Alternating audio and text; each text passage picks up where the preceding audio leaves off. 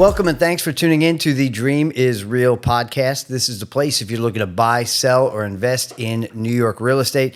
Before we get started, make sure that you like, share, subscribe, turn on those notifications. We're going to keep putting out great content. And today, I have a special guest, someone who is a staple here at the Dream Select office, Kim Faines. How are you? I'm good, Jason. How are you doing? Kim, you do so much around here, but you're also an agent here. Yes. So let's start learning more about you.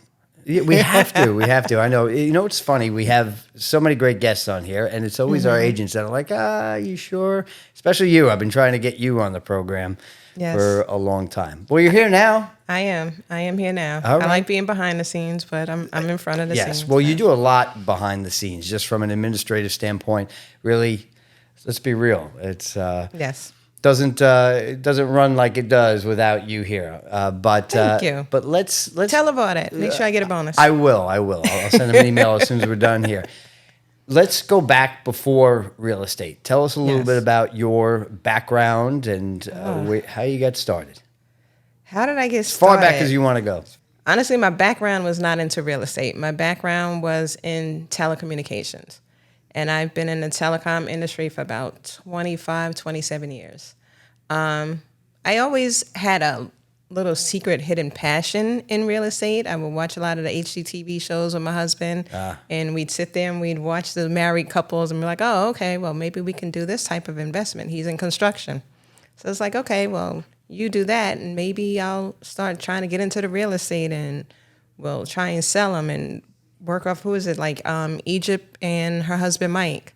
And then I met up with LeVar and Jen, and we was like, look at that, another couple that does construction, and then also they doing the real estate. So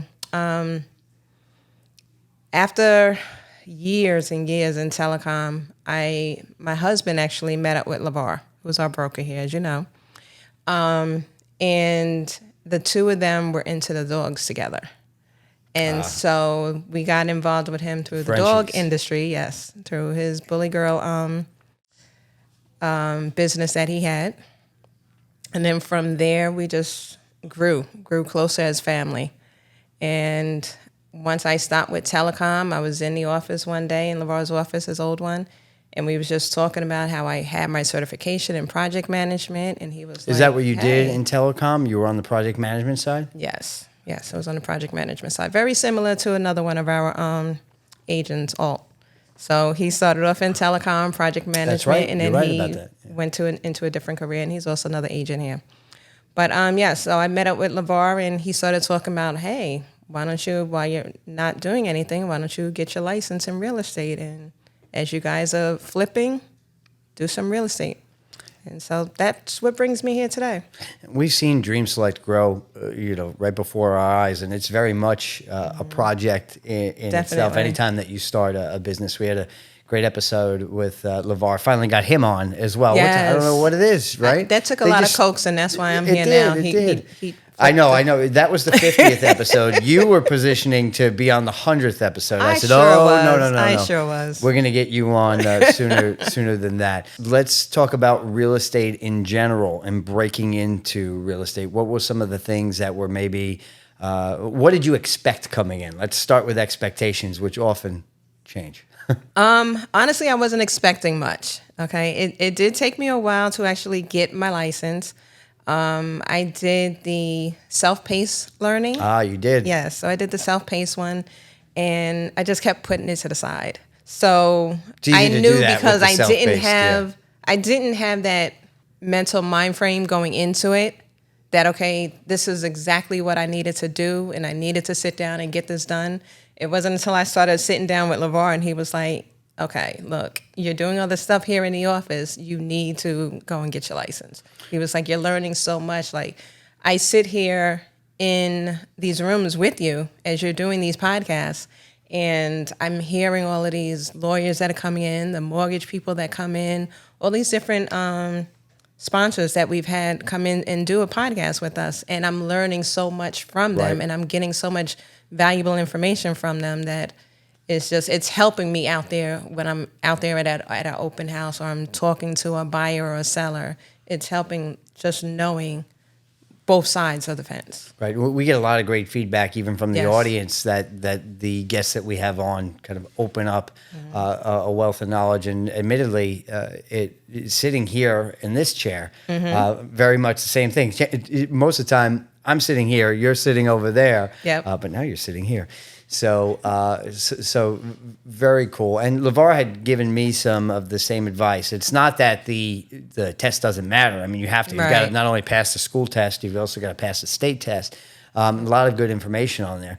But as I think you're alluding to, correct me if I'm wrong, is that there's nothing like being on the ground and learning things kind of in real time. Hands-on. Yeah, hands-on. And that's the easiest way to, well, for me, that was always the easiest way to learn. And I think even in the beginning of the class, they tell you, like, you're not going to learn everything about real estate from that class. Right. You're going to learn it from being in the field. You're going to learn it from your mentors, from your broker, your other peers that you're with. You're not going to get everything from out of that class. It's funny because when you just get out of that class and you're around other real estate agents, ones that are a little bit more seasoned, you're kind of fresh, right? So know all these terms and these definitions, and you'll throw something out there, and they're like, what? They'll be like, what? I haven't thought of that in years. I've never come across that in 25 years. But there are a lot of things that, to your point, are that you don't learn, that it's like, wait, what? You know, so what, coming into the industry, and you've really hit the ground running, doing well. Thank you. What are some of the things that maybe surprised you the most? The pace. The pace. The pace. It's not as fast going as the TV shows make it seem. Right. Fair enough. Yeah, because it's not like you get that license and all of a sudden it's like, Exactly. Oh, everybody in the world knows that Kim is a real estate agent. Yep. Let's all call Kim today. Yep, Unless exactly. I'm wrong. Did it happen that way? Because it didn't happen that way for me. It did not happen that way for me. It did not. My first listing actually came from, as I had mentioned in the beginning, when I was working with LeVar, and we did an investment. And from that investment, once all the renovations and everything were done, that's how we got that. I got that listing. Got it. So, and then luckily from being at the open houses from that, I was able to secure a couple of other sellers and buyers. So we got a couple of other, I think we got an Islip location and a Shirley location. Sure. Out of Manaville. So they came in, they was looking at the condo that we were doing, and they wanted to purchase it. And then we ended up getting that their listing that they were currently selling, they currently were living in, and they wanted to move out. That's a really cool arc. It went from watching HGTV, which Yes. everybody does, right? My wife and I, the same thing, right? Not only for ideas for our own home, but for what we would like to do someday. But to you finding the opportunity, dipping your toe in on the entrepreneurial side anyway, Right. and now being full-fledged, not only a top agent here, but again, handling a lot of the administrative side. Do you think that to the level that you contribute on the administrative side, that's helped to expedite your learning in the industry as well? I think so. Because with me being here in the office, and learning so much from LeVar and his wife, and then also, like I mentioned, hearing the different podcasts and learning so much from other guests that we've had on the shows, I believe it does help a lot. Are you a homeowner who is looking to expand your home so you have enough space for everything you need in your home? Or do you want to renovate because the interior just doesn't work for your needs anymore? Or are you someone who's looking for a property, but nothing that you've been looking at really fits what you need? Well, my name is Catherine Serrano Sosa. I'm the founder of Rooted Architecture Studio, and I can help you bring those renovations and adjustments to life. At Rooted Architecture Studio, we focus on creating meaningful, inclusive, client-centric designs for homeowners and investors. We walk you through the whole process of design and construction and making sure that you understand what's going on, but take away all the layers so you can sit back and just focus on the deliverables of what we're designing. We make sure that your non-negotiables are integrated and your wants and needs are integrated to the best of our abilities. So if you are looking to do anything that I just discussed, or just have ideas that you might want to talk about what the possibilities may be, give us a call and reach out through social media as well, and we'll be happy to help you. And if you're looking for a new property, make sure to connect with Dream Select Realty. They're the right people to help you find the right property for you and make sure that your needs are integrated. Or if we're renovating, we can all collaborate together to bring that vision to life. What do you think are some of the biggest misconceptions that a brand new agent may have coming in? You already said pace, so we can't go there. Is there anything else? Themselves. What's that? So yeah, they definitely got to pace themselves. Well, there's a lot of. It's like anything else. You create the opportunities. And, you do, and it's. And you've got to be in that mode, almost every day. And it's not always in a sales mode trying to sell everybody, but it's really about building relationships. And that comes easier for some than others, right? Mm-hmm. What would you say, because you work with, you're pretty much tied in with every agent here, again, on the administrative side. So what do you see as some of the challenges that maybe they face? Is it around the open houses? Is it around, being, lead follow-up? Is it just getting out there? I think it's probably a little bit of both. So lead follow-up, so I'll go more with the open house. So when you go to an open house and you're there, if you don't know the house and you don't take the time to actually understand exactly what it is that you're selling, you can't really sell it to somebody. You have to be able to know everything about that house so that you can actually tell them, okay, well, this is what we have, and this is what if it's in a certain like gated community and what's going on in that community, what can that facility offer to them. So it's like you need to make sure that you know everything you are going into that open house with, and then from there you get those leads. Because if they don't like that particular house, there may be something else that you can show them. Right. But if you have to do your due diligence to actually stay on top of it and follow up. And I know a lot of real estate agents, it may not be their only job. So they need to make sure that they're just separating that time management, separating it from that other career that they do have, and they're taking that time to actually be able to assist those customers, those buyers, those potential buyers. So if I understand you correctly, the building trust at the open house with the new connections that you make is really about, in many ways, preparedness before. Right? Yes, definitely. In understanding the property, what are some of the factors in the property that you want to kind of set to memory before the sign goes in the ground and it's pretty much game time? I try to learn as much about the house as possible. So we just had a location in Shirley that we just did. And every person that came into the house had a tour. So whether they came with an agent or they came in through an open house, they all had a tour from me or the other co-listing agent. And we pretty much, because we had sat down with our clients, we knew everything about the house. We knew the age of the roof. We knew the age of their furnace in their hot water tank, the amperage on their electric panels. We knew anything that was going on, if they had renovations, if they had COs. We knew everything about the property. So if you're just walking in with an agent and it's not that agent's listing, for that agent to just walk you around, you're seeing the outside of it, but you're not knowing the whole history into it. Sure. So we made sure that we actually walked them through and we let them know everything that they needed to know in regards to the house. So they had all that in mind before they turned around and put down an offer on it. So when you're the seller's agent, when do you acquire that information? Is that something that you typically get directly from the homeowner, or is there some certain information that you go and research yourself? What's that process like? Of like, hey, I'm about to put the house on the market. I'm sitting down with the homeowner.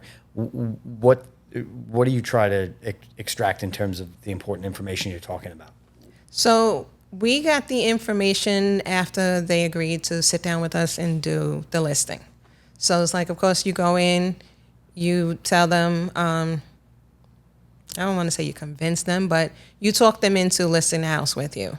Okay, and once they agree on that, you sign the paperwork and everything, then that's when we sat down with them. And then as we're going through, like, of course, the property condition disclosure statements and everything else, we're like, okay, here's these questions. Let's learn this information as we go. So if it's talking about, okay, how old is the year of the house? Yeah, you may be able to find that out through public records and stuff like that. But you can also find that out sitting down talking with your client. So now that you've had some success with buyers and sellers, let's switch to the buyer side here for a second. Mm-hmm. How do you make sure in that initial contact that you're serving them properly and understanding their needs? Because for some, the amperage is going to be important. For others, there are other factors. So how do you, as the agent, put your best foot forward and serve them where they are in their search? That's just more of knowing what it is that they're looking for.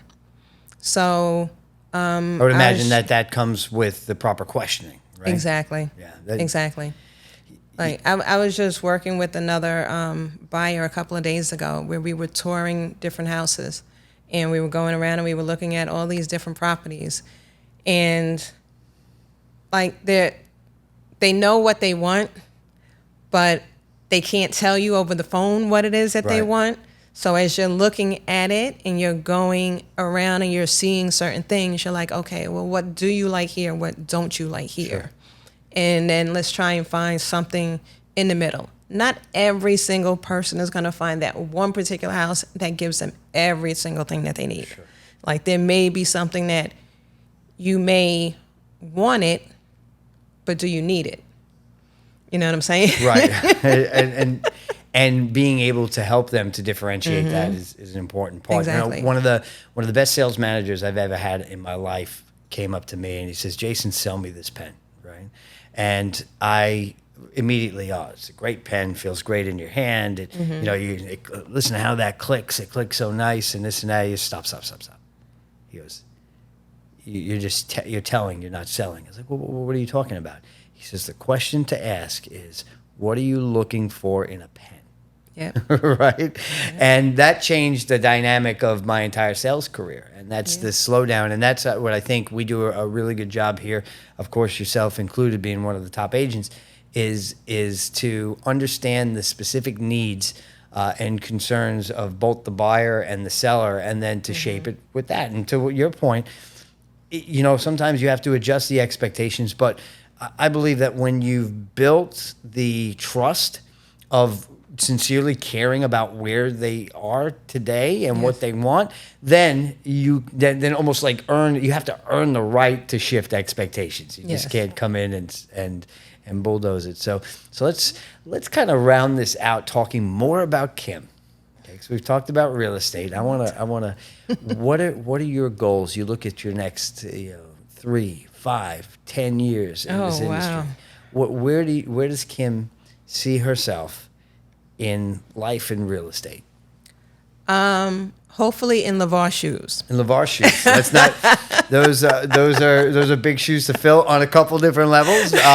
But I'm with you on that for sure. So, but go ahead. Yeah. So I know LeVar and his wife have been doing this for years. They are what I see as experts in the industry, and I know from even before I got my license, LeVar was like, you need to hurry up and get it so I can retire and sit at home. He was like, you just be the assistant, or you be the associate broker here in the office. He was like, and I can just sit home. He was like, so hopefully in the next, I would say maybe year or two, I do go and I get my associates.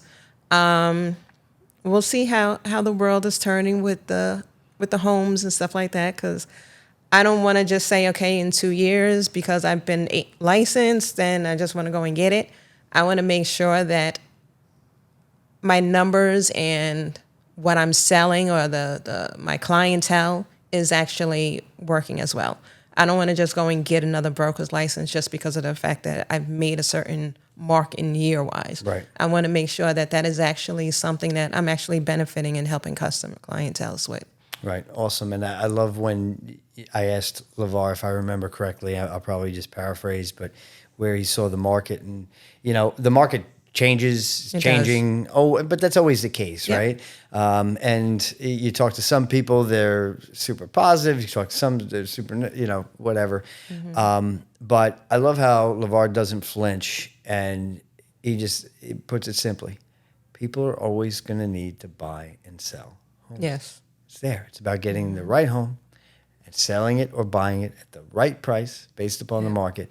And that's what I think we all benefit from here, is learning from, someone who has not only done it well on, on the agent side, but has really been able to assess values in the way of investing. And that's something that we're going to probably talk about more in future episodes, is the investing component. That's what drew you into it as well, right? Yep.